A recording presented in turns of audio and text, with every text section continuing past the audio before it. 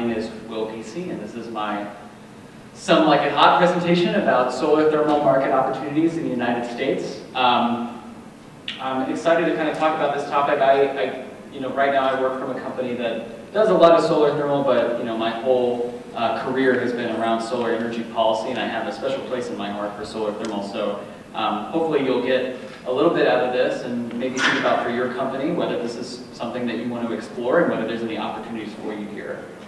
A little bit of background about who I am, and I guess I apologize beforehand on some of these slides. I tried to cram a little bit too much in there, so sorry if it's a little small. I'm happy to send folks slides for things if you want to come up to me afterwards.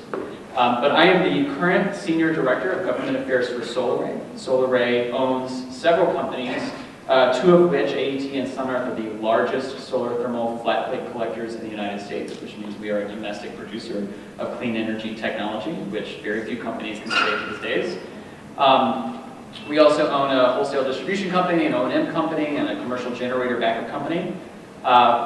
Myself, I have 10 years of experience in the renewable energy policy landscape. So I used to design small-scale PV systems.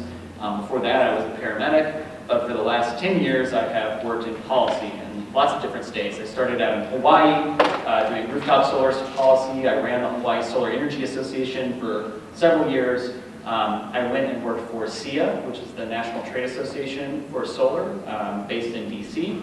And for them, I ran the Southeast region, which included 11 states across the South, where I live today in Richmond, Virginia. And I now currently sit on the board of both SEIA and CALSA. CALSA is the California Solar and Storage Association, representing solar heating and cooling interests of the industry. And I've served as a lobbyist in lots of different states for lots of different solar design policies, from rate design to rooftop solar to tax property to utility scale, decommissioning, and solar thermal. And I've served as an expert witness on matters of solar rate design for distributed solar technology like rooftop solar, and for solar thermal in lots of different states, including California and Hawaii. If anybody's heard about NEM 3.0, I was an expert witness in that case. I served as an expert witness in Georgia, Mississippi, Virginia, lots of other states as well. So that is kind of my background. I've got a couple different degrees in policy that I'm working on, but here I sit before you as a member of the SolarRay's team.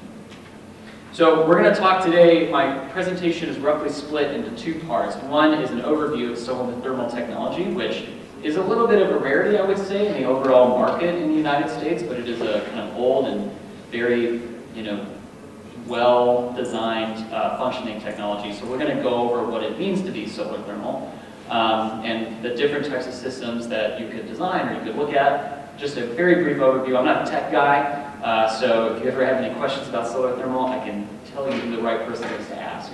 And then we're going to transition to talking about the Inflation Reduction Act. So raise your hand if you've heard about the Inflation Reduction Act. Yeah, everybody has heard about it. So there are lots of parts that have to do with solar energy in general and solar thermal specifically, and we will go over those parts for both residential and commercial and industrial applications. And then we'll have some time for questions after if anybody's got any. So, what is a solar thermal system? Does anybody have an experience installing solar thermal systems? Or, okay, great, that's good to hear. So it is a water heating technology that utilizes solar thermal as heat. So unlike PV, which converts solar energy into electricity, this just produces the direct thermal energy from the sun to heat generally things like water. There are things like solar chillers that exist, but for our purposes today, we're talking about solar thermal for water heating, for domestic hot water use, for industrial process heat, agricultural heat, space heating, pool heating. So this is what solar thermal technology is. It's been around for over 100 years. It directly heats water, typically in a collector, or it heats water through a medium, like a glycol solution. There are lots of different kinds of solar thermal, which we'll go over. Thermosiphon, unglazed, which are things like pool heaters, glazed flat plate, which are what our company makes. Concentrated solar power is a type of solar thermal energy. So if anybody's been to Nevada to see the solar power tower, yeah, it's got those huge mirrors that heats up, I think it's molten salt, to a very, very high temperature, and then that is used to create steam to run a turbine. And then things like evacuated tubes, which you might have seen, especially in places like Europe or South America. So this is the biggest offender of Tiny Slide Day. This is from there's a yearly report that comes out about the international solar thermal market. And I pulled a couple slides to kind of give you a sense of what the market size is.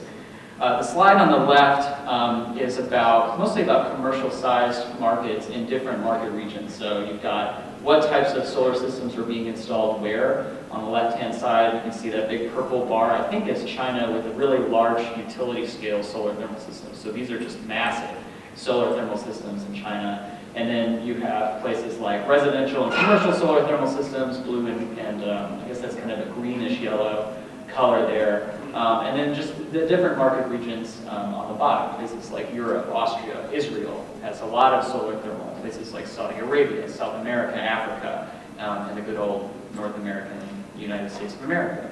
Right-hand slide, you've got large-scale solar systems for all different kinds of usage, whether they be residential, public, and commercial buildings, or even things like industrial process heat. That huge bar on the left is, again, China. They're investing heavily in solar thermal for a number of different uses. And then you've got many other countries and regions after it, things like Latin America, Great Britain. You've got MENA countries, so that's basically the Middle East, and lots of different countries going down to Australia for a variety of different uses and types of systems. Collector area, green is the collector area, so that's how many collectors are installed. And then orange is the number of systems right above it. So we talked a little bit about what solar thermal systems are. These are just a few pictures of what I was talking about. So on the left-hand side, you've got glazed flat plate collectors. So that's typically what you'll see in a residential or commercial setting, especially in the United States. If you see a solar thermal system, I was in Madison, Wisconsin yesterday, and I went to Glass Nickel Pizza Company, and apparently they have a solar thermal system that I think is made by one of our companies on top of their roof. Without snow, hopefully generating hot water.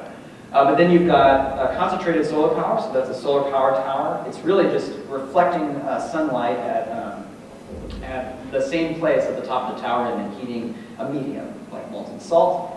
You've got unglazed, what are called unglazed or non-glassed solar thermal systems to heat pools. So they're usually a little bit of a lower temperature. You can get a higher temperature with a glazed panel. An unglazed system heats it to a lower temperature, but it heats a very wide area relatively efficiently for a pool. And you've got things like evacuated tubes, right? So that would be, I think there's a system in maybe Germany or Europe somewhere that has, an evacuated tube that runs water through it that heats with the solar thermal energy.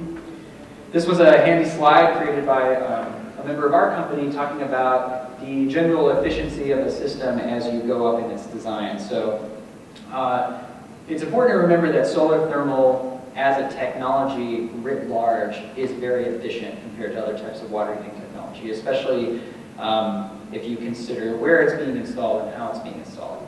And I'm saying efficiency kind of as not necessarily, they are cost effective and cost efficient, but more as like an energy efficient technology. So if you compare, I was just having this conversation downstairs, but if you compare a PV system to heat water, it's taking 23% efficiency, so taking 23% round trip efficiency for turning thermal energy into usable electrical energy versus solar thermal, which is 90% efficient, right, for that thermal energy hitting the collector and then heating water. On the left-hand side, you have quote-unquote the least, the kind of lower efficiency system, which is called a thermocycling system, which is generally a less expensive system. You might have seen these systems in places like Israel. They're very popular. They have a tank at the top and the solar collector at the top, and it just heats hot water. And then you kind of move up to active drain backs, indirect glycol, where they heat a medium. So you would see that in like a cold weather climate, right, where you want to avoid freezing water, so you're heating a glycol solution that is run through a water tank to heat the water inside the tank. And then you've got active direct heating, right? So you see those things like Hawaii has a lot of those types of systems because it doesn't really freeze very often in Hawaii. For these last three systems too, and for the first system as well, generally for solar thermal systems you also have a backup solar thermal pairs with any type of backup, whether that be electric resistance, whether it be heat pumps or natural gas, or I guess geothermal or some other type of heating technology. All solar thermal does in that case is it raises the efficiency of the backup technology. So the COP of your heat pump will go up with a solar thermal system, and it works less times, right? Because the solar thermal system generally is doing most of the work. In the United States, you have metrics like solar fraction. So what percentage of the entire water heating energy comes from solar versus some other technology, whether it be electric resistance or heat pump. For solar thermal, you want to shoot for things like 90% solar thermal. So 90% of the energy you're using to heat water comes from solar thermal, whereas 10% would come from somewhere else. So these are just kind of the general types of systems. There's lots of different types of system design though, but these are the ones you see most commonly. There are lots of applications for solar thermal, which we talked about. Centralized and hybrid multifamily, space heating and cooling.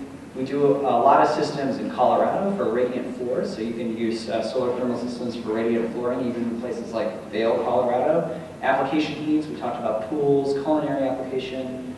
Generally in the mainland United States, solar thermal energy tends to skew a little bit more on the commercial side than it does the residential side. But then when you go to island communities like Hawaii, where I've lived and worked for many years, or Puerto Rico, or the Caribbean, a lot of those use cases are more residential. But you can use solar thermal for a variety of different, any water heating application you can think of, be it domestic hot water to industrial process heat, depending on the type of system, you can use solar thermal. And then, right, you have industrial, and then you've got residential, direct water heating and pool heating and space heating. Okay, so we're going to transition a little bit to something I know much better, which is the policy world. So we talked a little bit about the Inflation Reduction Act. What it was a landmark piece of legislation that was passed in 2022 that did a variety of different things, from boosting EV manufacturing and tax credits for electric vehicles, to boosting energy efficiency, to clean energy manufacturing, to clean energy development, transmission infrastructure, all kinds of stuff was in this bill. It's one of the largest, I think it is the single largest clean energy bill ever passed, and is on the level of things like the New Deal, right? In terms of overall investment over the next 10 to 15 to 20 years. $370 billion worth of investment, 40% reduction in greenhouse gas reductions by 2030, and projected increase in hundreds of thousands of clean energy jobs, whether they're direct jobs like working for a manufacturer, or indirect jobs like working for policy in a clean energy company. So there are a few provisions that impact solar thermal either directly or indirectly. Things like 25C and 25D, so these are tax credit sections that deal with residential size systems. The energy efficiency home improvement does not directly impact solar thermal, but it does if you think about envelopes of energy efficiency upgrades for residential buildings, right? So if you're including, windows and lighting, and you have an energy efficiency performance target to meet, solar thermal typically can meet that performance target without getting other technologies and potentially lower your cost. But then you have direct provisions like 25D. So everybody probably knows this tax credit, especially if you have a solar thermal or a solar PV system on your home.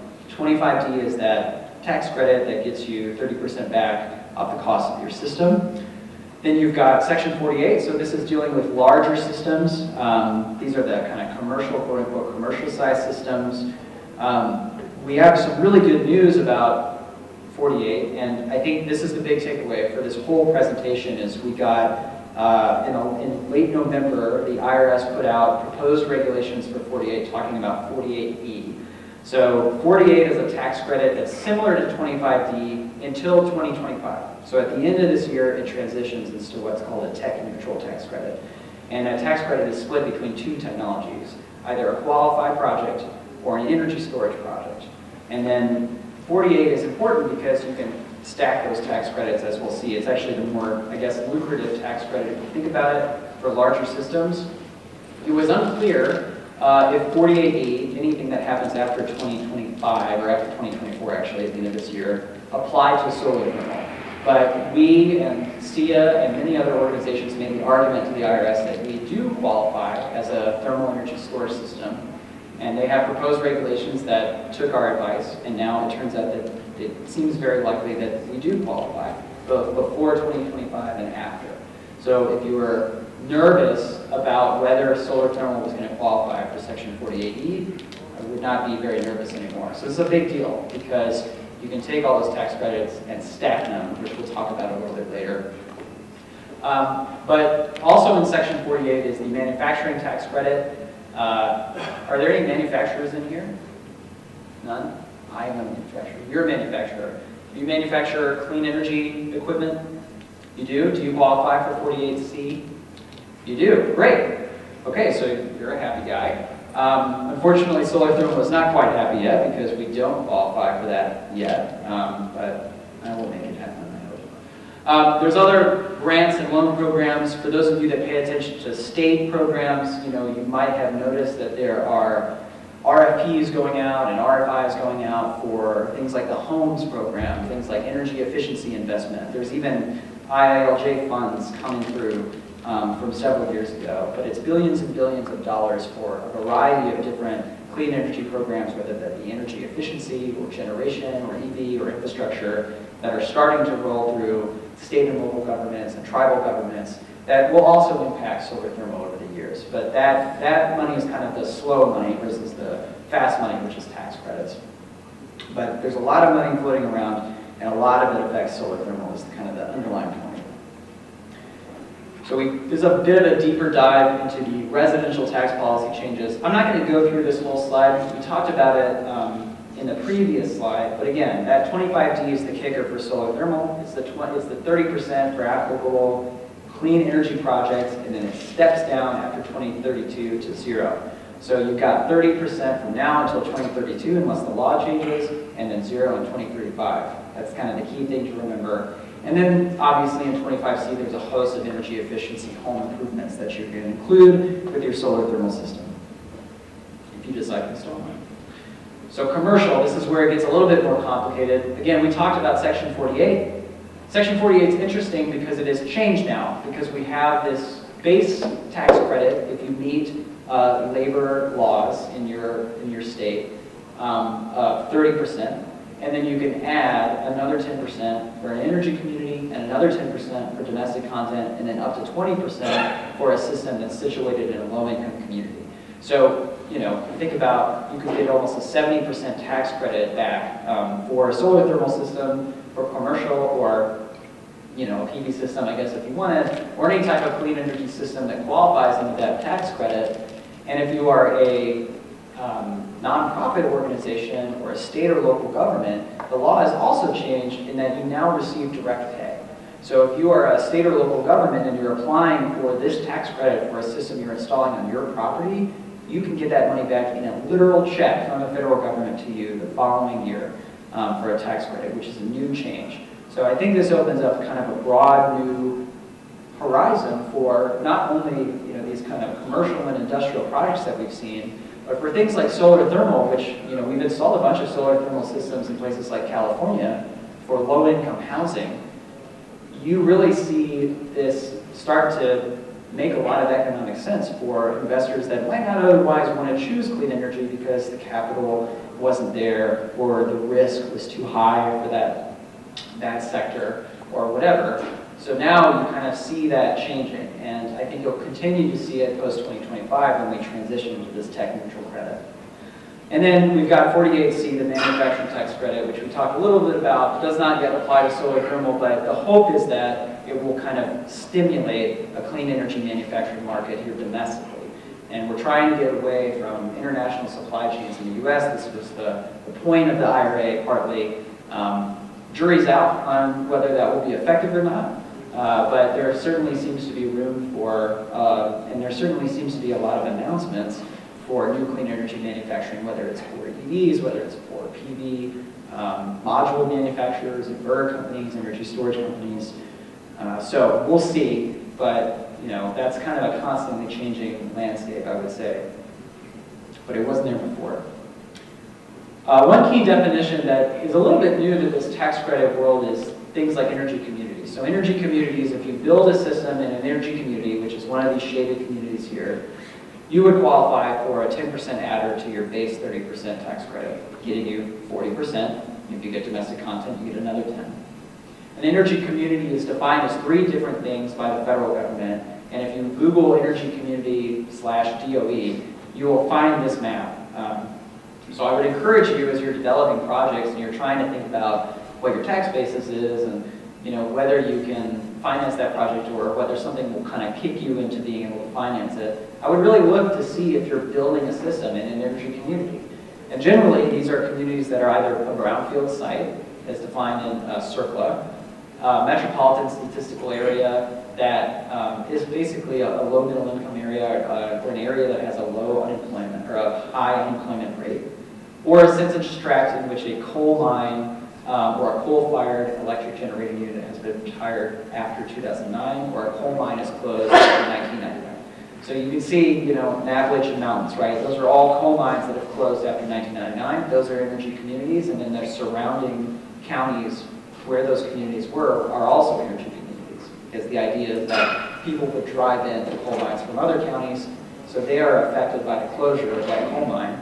So now you get a little bit of a boost to build clean energy in that community by the federal government through Section 48.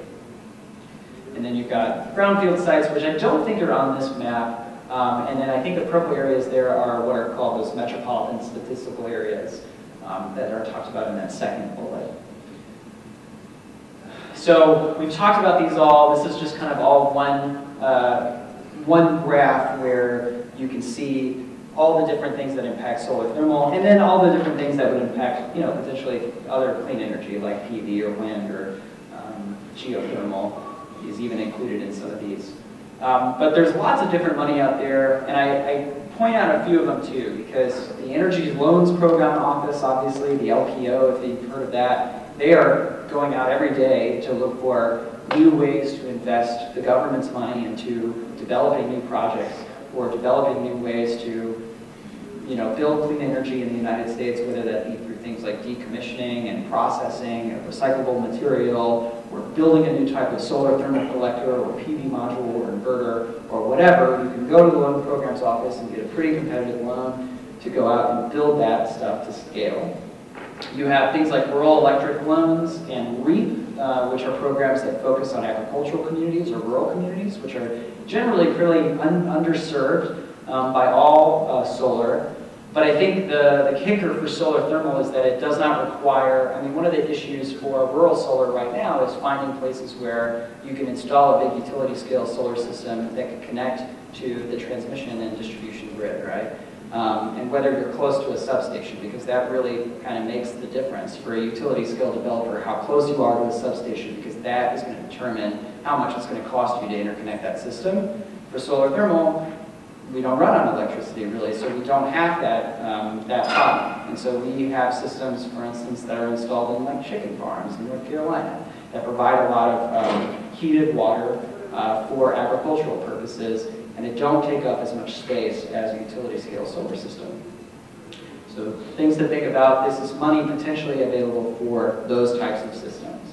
And then the new energy efficiency homes credit, it depends on where your home is being built and what part and whether solar thermal qualifies, but you can get a tax credit for including energy efficiency equipment such as solar thermal in your new homes development. So that's another place where you can find this money. So a little bit more on energy efficiency changes, and really the second bullet is the important bullet, because this is where all that money is starting to flow through the IRA. That's not having to do with tax credits or rebates.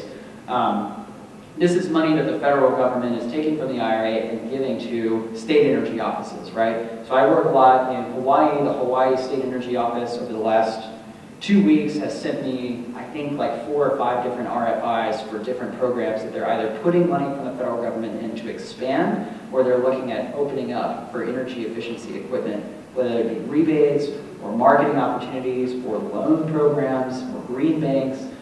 All that money is starting to flow from the federal government into states, into tribal areas, into localities and municipalities, and other local governments.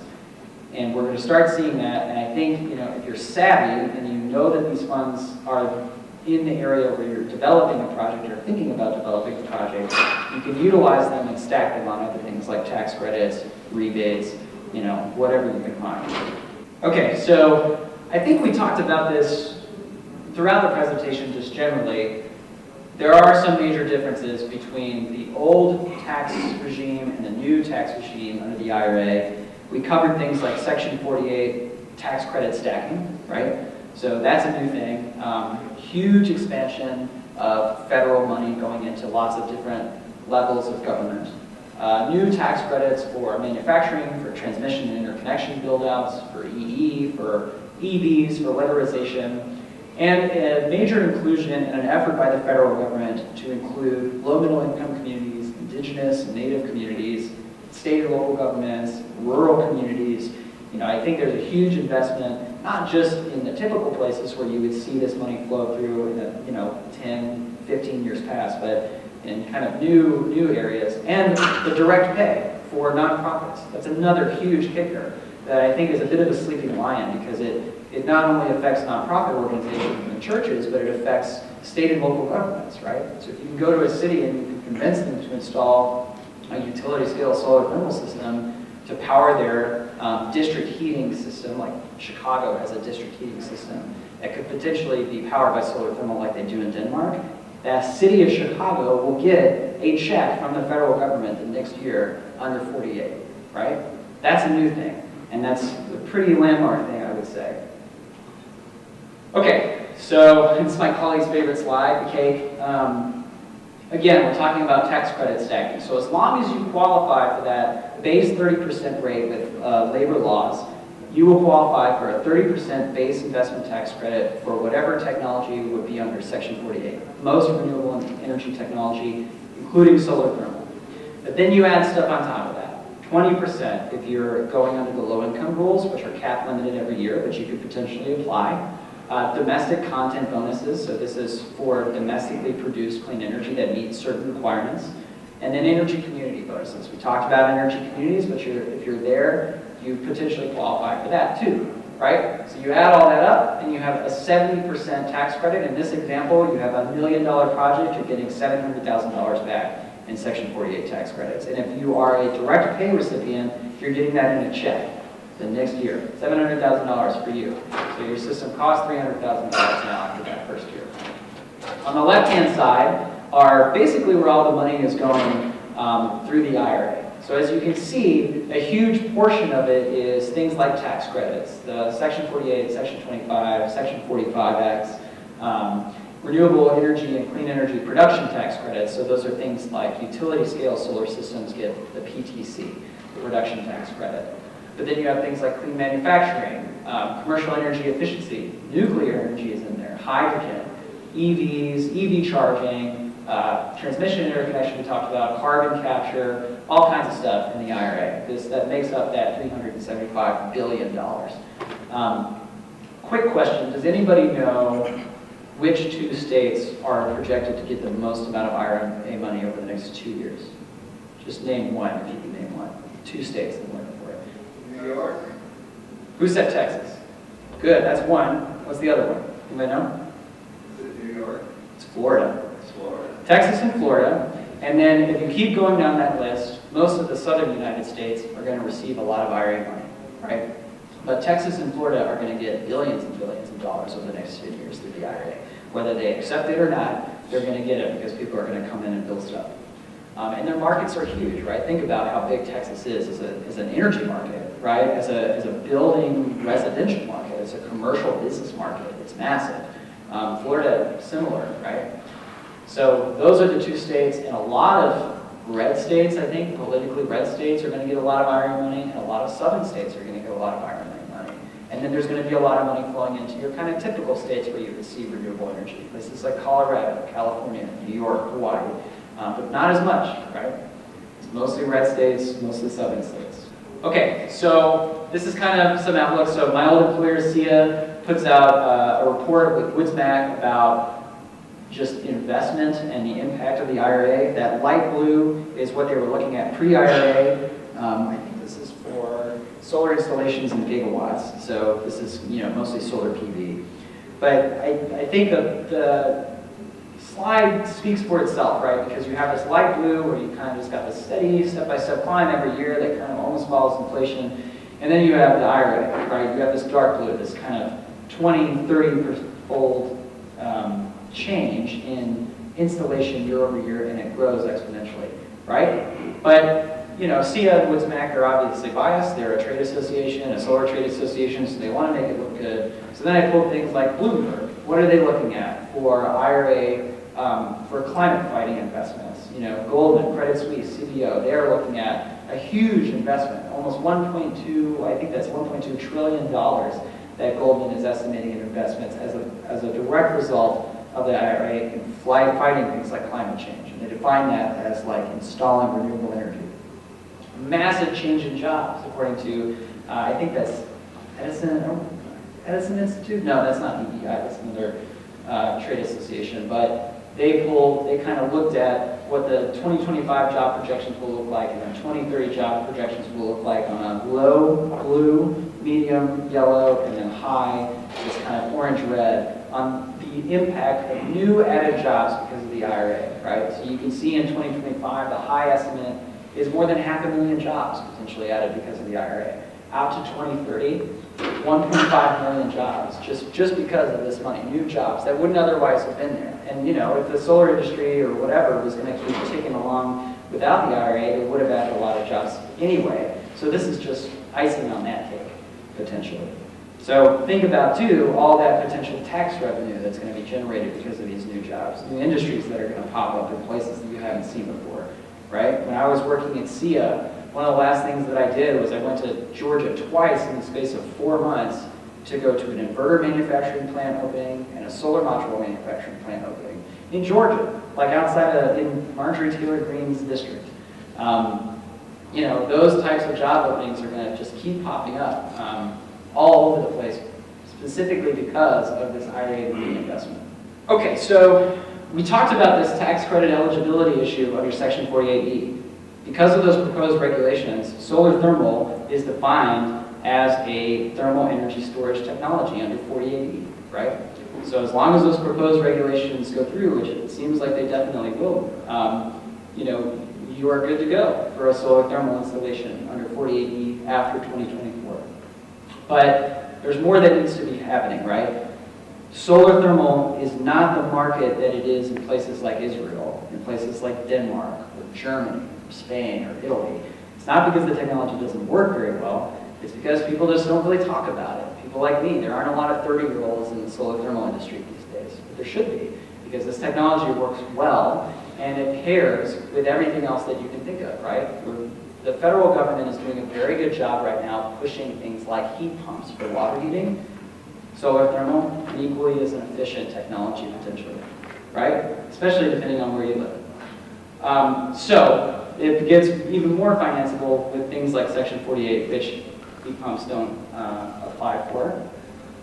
And then you have kind of longer term goals, right? Inclusion of section of solar thermal manufacturing in 48C for the tax credit to try and build more clean energy jobs. Again, our companies were the only domestic content manufacturers that I know of for this type of technology. So, we would like to see more. We'd like to see more competition. So hopefully they can include that in the manufacturing tax credit. And then advocacy and expansion for EE programs. There's lots of successful solar thermal EE programs in the United States. There could be much more. And they could be for residential. They could be for multifamily housing, right? Low-income housing. They could be for commercial, agricultural, and industrial process heat. If you wanted them, right? They just have to have the will to build them. And models exist. We just need to make them. So this is kind of what I look for in my day-to-day solar thermal advocacy job. What could we fix to kind of build more solar thermal? I don't really want to make it where solar thermal is the only technology you can choose. I just want us to be on a level playing field with everybody else because I think it's a good technology for a lot of different use cases. And we've proven that in lots of different places. And now it just gets more and more relevant with the IRA. So, I know that was a lot of information overload, and